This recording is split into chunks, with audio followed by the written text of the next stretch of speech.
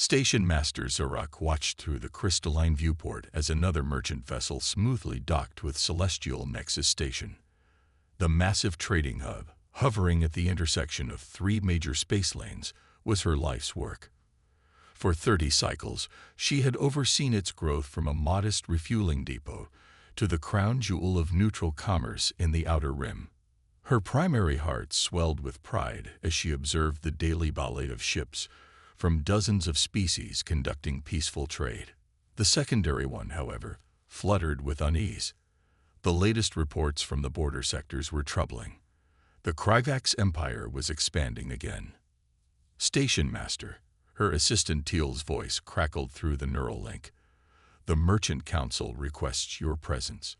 Something about unusual energy signatures on the long-range scanners.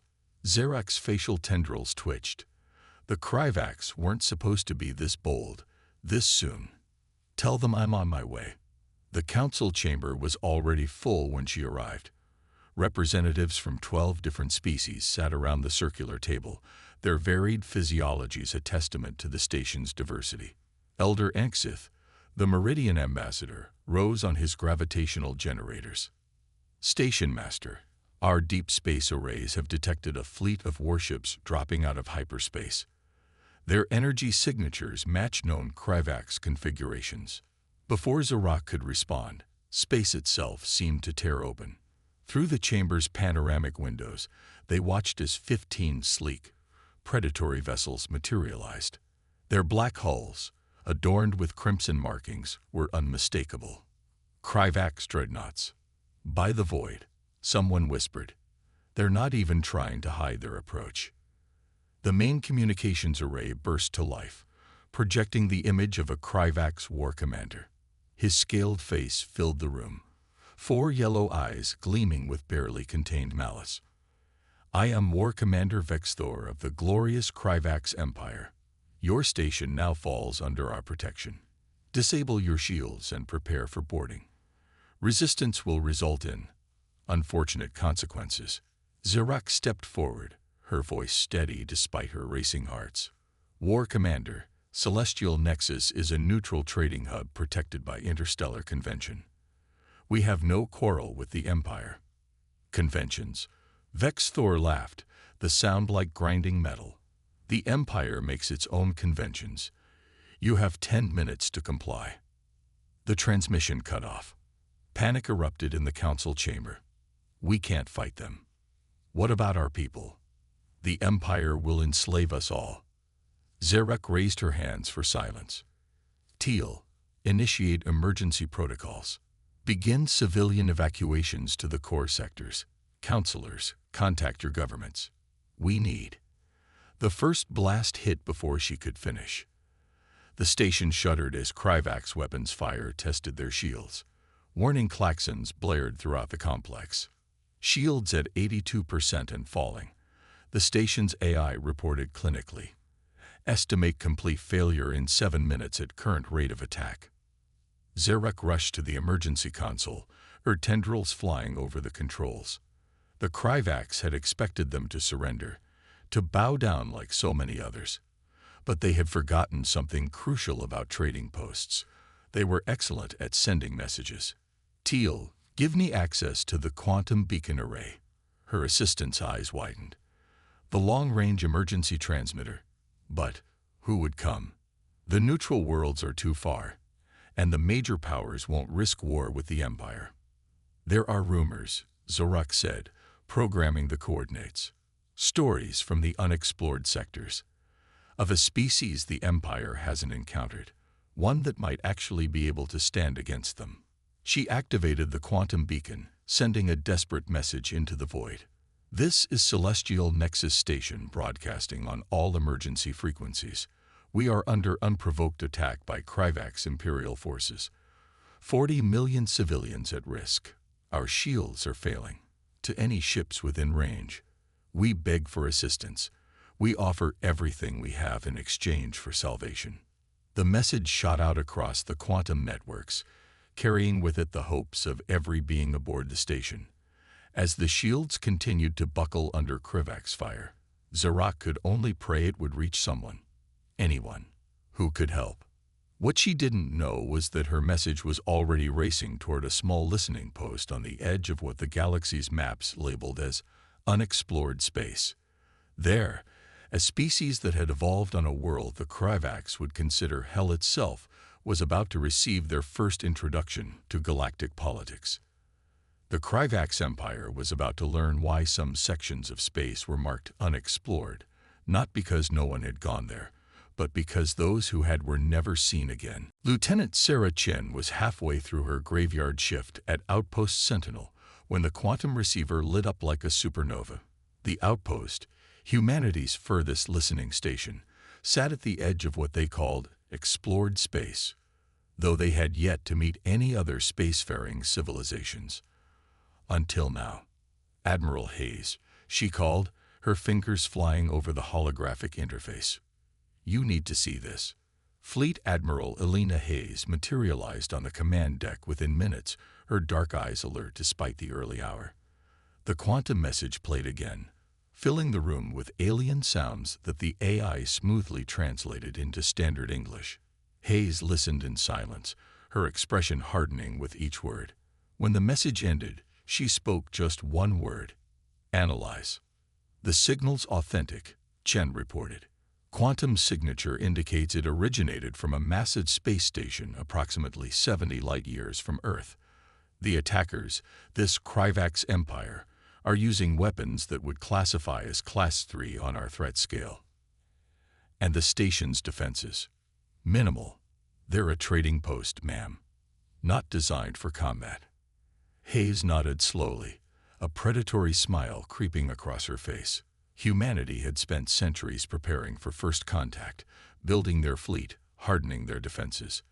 They had expected to find threats out there. Instead, they had found victims in need of protection. Send word to the Fifth Fleet, Hayes ordered. I want the Thermopylae battle group ready for immediate deployment, and get me a direct line to the Security Council. The next few hours were a blur of activity. Deep in the Jovian shipyards, massive dreadnoughts stirred to life. The TCS Thermopylae, humanity's newest heavy carrier, broke free from its moorings, its kilometer-long frame gleaming under Jupiter's light. 5 battle cruisers and their escort ships fell into formation around it. In the carrier's briefing room, Captain Maya Rodriguez addressed her crew. Ladies and gentlemen, what you're about to see isn't in any of our first contact protocols. We're jumping into an active combat zone to defend a civilian station against hostile forces. These Kryvax have never encountered humans before. Let's make sure their first impression is memorable. A young ensign raised his hand. Ma'am, what do we know about their capabilities? Their technology is advanced, Rodriguez admitted, but they evolved on a low-gravity world. Their ships are built accordingly. She grinned. They have no idea what a species from a high-gravity Deathworld can do. The briefing continued as the fleet accelerated toward their jump point. Engineering teams made final adjustments to their gravity compensators, calibrated for Earth-normal conditions that would crush most alien species. Marine squadrons checked their powered armor, each suit capable of operating in environments that would kill unprotected humans instantly. In her private quarters, Admiral Hayes reviewed the final deployment orders. Humanity had spent generations wondering if they were alone in the galaxy. Now they knew the answer. And their first action would be to teach an empire of bullies why attacking innocent civilians was a terrible idea. The quantum communications array lit up again. This time, it was the Security Council's response. Operation Guardian Angel is approved. Show them what humanity stands for. Hayes opened a fleet-wide channel. All ships prepare for dimensional jump. Combat stations. The massive human fleet, hidden for so long at the edges of known space, was about to announce its presence to the galaxy. As the jump drive spooled up, Hayes thought about the station's desperate plea for help. The Kryvax Empire was about to learn that they weren't the apex predators they thought they were. Not by a long shot. Reality twisted as the fleet made the jump. In the darkness between dimensions, humanity's warships moved with purpose. They had trained for this, prepared for this, even if they hadn't known exactly what this would be. They were the children of Earth, evolved on a world that would kill most species in minutes. Their bodies were built to endure crushing gravity, their minds shaped by millennia of overcoming impossible odds. And now they had a chance to prove that humanity's greatest strength wasn't their technology, their ships, or even their weapons. It was their unshakable determination to protect those who couldn't protect themselves. The Kryvax were about to learn why Earth was classified as a death world. More importantly, they were about to learn what happened when you made its inhabitants angry. As the fleet emerged from jump space, Hayes sent one final message to her commanders. Remember your training, remember your humanity, and show these pirates what happens when you pick on the wrong species' neighbors. The stage was set. Humanity's first contact with galactic civilization wouldn't be a diplomatic meeting or a peaceful exchange of knowledge. Instead, it would be a demonstration of why some species were better left undiscovered, not out of fear of what they might suffer, but fear of what they might do when provoked. The Thermopyla's sensors were already picking up the Kryvax fleet. In moments, the galaxy would witness the awakening of a giant it never knew existed. And if Hayes had anything to say about it, they would never forget this day. War Commander Vexthor was savoring his victory when reality tore open behind his fleet. The space around Celestial Nexus Station writhed as multiple dimensional rifts appeared, disgorging ships unlike anything he'd ever seen. Their hulls gleamed with a strange dark metal, and they moved with an agility that seemed impossible for their size. "Report," he barked, his scales bristling with sudden unease. "Unknown vessel configurations, War Commander," his sensor officer responded. "They're mass readings. They can't be right. The density is far beyond normal parameters." Before Vexthor could respond, a transmission cut through their command frequencies with casual ease, bypassing their best encryption. "This is Admiral Elena Hayes of the Terran Defense Fleet to Kryvax forces. You are engaged in an unauthorized attack on civilian targets. Stand down immediately and prepare to be boarded, or we will respond with appropriate force." Laughter erupted on the Kryvax bridge. Some unknown species thinks they can dictate terms to the Empire. Vexthor sneered. "Show them how we respond to such insolence. All ships, open fire." The Kryvax fleet's plasma cannons blazed, sending streaks of superheated matter toward the human vessels. It was a display of firepower that had broken the will of countless civilizations. The human ships didn't even try to dodge. The plasma washed over their hulls, and for a moment, Vexthor allowed himself a satisfied smile. Then the smoke cleared, revealing the ships completely unscathed. "Interesting approach." Hayes's voice came again, now tinged with amusement. "Our turn." The Thermopyla's forward batteries opened up, rails of electromagnetically accelerated tungsten, moving at a significant fraction of light speed, crossed the space between the fleets in milliseconds. The first Kryvax vessel simply ceased to exist, transformed into an expanding cloud of superheated vapor. "By the void," Vexthor's tactical officer whispered. "They're kinetic weapons. The acceleration alone should tear their ships apart." "High-gravity species," someone else realized with dawning horror. "They're from a death world." The space around the station erupted into chaos. The human fleet moved with impossible precision, their ships pulling maneuvers that would have turned any Kryvax crew to paste. Marines in powered armor launched from the Thermopylae, their suits allowing them to operate in vacuum as they headed for the station's airlocks. Inside Celestial Nexus, Station Master Zaruk watched in awe as her sensors tracked the battle. The strange new ships were systematically dismantling the Kryvax fleet, but with surgical precision, ensuring no debris threatened the station. "Multiple breaching pods detected," Teal reported, "but they're only targeting sections held by Kryvax boarding parties." The station's internal cameras showed what happened next. Armored figures moved through the corridors with deadly grace, their movements unhampered by the artificial gravity. Where Kryvax soldiers had been terrorizing civilians, they now found themselves facing opponents who seemed to ignore the laws of physics. On his flagship's bridge, Vexthor watched his mighty fleet crumble. 3 minutes. It had taken these humans 3 minutes to reduce the pride of the Imperial Navy to wreckage. The few ships that remained operational were trying to retreat, their crews having lost all appetite for battle. "War Commander," his communications officer called out, voice shaking. "We're receiving transmissions from the boarding parties. The enemy troops, they're engaging in close combat. Sir, they're stronger than Kryvak's warriors. Significantly stronger." A new voice cut through the command channel. "Captain Rodriguez of the Human Marines. To all remaining Kryvak's forces, we have secured your boarding parties. They are alive but subdued. The same courtesy can be extended to your surviving ships if you surrender now. You have 30 seconds to comply." Vexthor's primary heart nearly stopped as his tactical display updated. The human fleet had his remaining ships surrounded. Their weapons were primed, their targeting solutions perfect. In less than 5 minutes, they had completely reversed the situation. "Signal our surrender," he ordered, his voice hollow. "Stand down all weapons." As human ships moved to secure the surviving Kryvak's vessels, Admiral Hayes opened a channel to the station. "Celestial Nexus, this is the Terran Defense Fleet. Your distress call was received and answered. The hostile forces have been neutralized. We stand ready to render any assistance you require."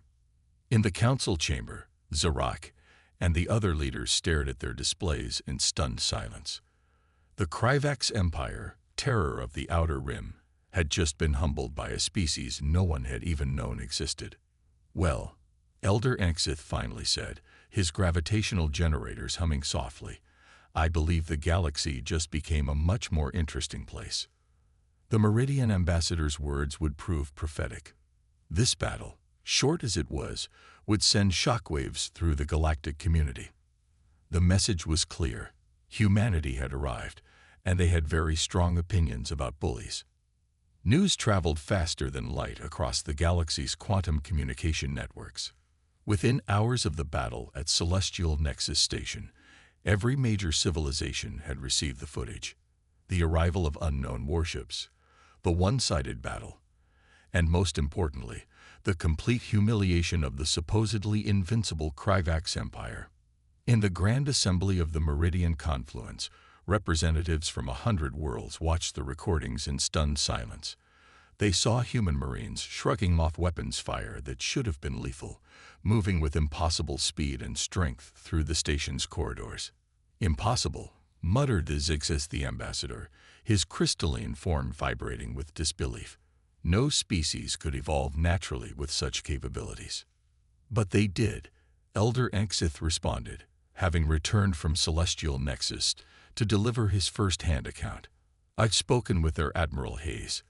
Their homeworld, Earth, has gravity almost twice what we consider standard. Their atmosphere is a toxic mix of nitrogen and oxygen. Their environment experiences temperature swings that would shatter most species' molecular bonds." The assembly erupted in murmurs. A Deathworld species had not only achieved spaceflight, but had developed technology that made them a major power overnight. Meanwhile, in the depths of Kryvak space, the Imperial Palace was in chaos.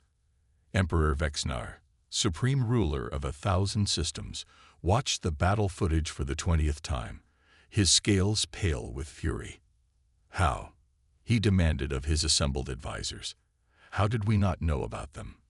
Grand Strategist Kittel stepped forward, her ceremonial armor gleaming. "My Emperor, we believed their sector of space was uninhabitable. Our probes detected worlds with crushing gravity and corrosive atmospheres. We assumed nothing sapient could survive there." Clearly, the Emperor hissed, "We assumed wrong." In the more neutral regions of space, other reactions were taking place. The trading guilds saw opportunity where others saw threat. The scientific collectives were already requesting permission to study human physiology, and dozens of smaller species, long bullied by larger powers, began to wonder if they might finally have found an ally. Back at Celestial Nexus Station, Admiral Hayes was conducting a very different kind of first contact. The station's council chamber had been transformed into an impromptu diplomatic hub as representatives from various species sought audience with the humans. Your intervention was unexpected, Zarek admitted during one such meeting. Most species prefer not to involve themselves in others' conflicts. Hayes smiled, the expression somehow both warm and predatory. On Earth, we have a saying: the only thing necessary for the triumph of evil is for good people to do nothing. When we heard your distress call, there was never any question about whether we would help. The station's AI interrupted with a priority alert. Long-range sensors had detected multiple fleets approaching. Diplomatic delegations from major powers across the galaxy, all rushing to establish relations with this new species that had so dramatically altered the balance of power. In orbit around the station, the Thermopila's crew was helping with repairs while Marine teams assisted the station's security forces in processing Kryvax prisoners. Captain Rodriguez found herself giving an impromptu lecture to fascinated alien engineers about human-powered armor technology. The real breakthrough, she explained, wasn't making it strong enough. That was easy for us. It was making it gentle enough that we wouldn't accidentally crush everything we touched. The engineers exchanged glances. The implications of that statement, that humans had to actively restrain their natural strength, sent a shiver through the group. But perhaps the most significant conversations were happening in places no one could see. In hidden chambers and secure bunkers across the galaxy, intelligence agencies were hastily revising their threat assessments. Military commanders were reviewing their strategies. Politicians were reconsidering their positions. The galaxy was changing. The humans had upset millennia of carefully maintained power structures in a single afternoon. Species that had been enemies for generations found themselves united in their need to understand these newcomers. The Kryvax Empire, once the undisputed military power of the sector, was facing internal revolts as subjugated worlds sensed weakness. And through it all, humanity maintained their position with a peculiar mix of friendly openness and unmistakable strength. They welcomed diplomatic overtures, shared non-military technology freely, and made it clear that they had no imperial ambitions. They wanted only two things: peaceful trade and an end to unprovoked aggression against civilian targets. As Admiral Hayes prepared to meet yet another diplomatic delegation, she received a message from Earth's Security Council. It was brief but spoke volumes about humanity's new role in the galaxy. Well done, Admiral. Phase 1 of our introduction to the galactic community is complete. Now comes the hard part, teaching them that humanity's greatest strength isn't our military might, but our capacity for friendship. Keep those Kryvax ships as trophies, though. Sometimes object lessons are the best teachers. Hayes smiled as she read it. The galaxy was about to learn that humans could be the best allies or the worst enemies. The choice, as always, would be up to them. 6 months after the Battle of Celestial Nexus, the station had transformed.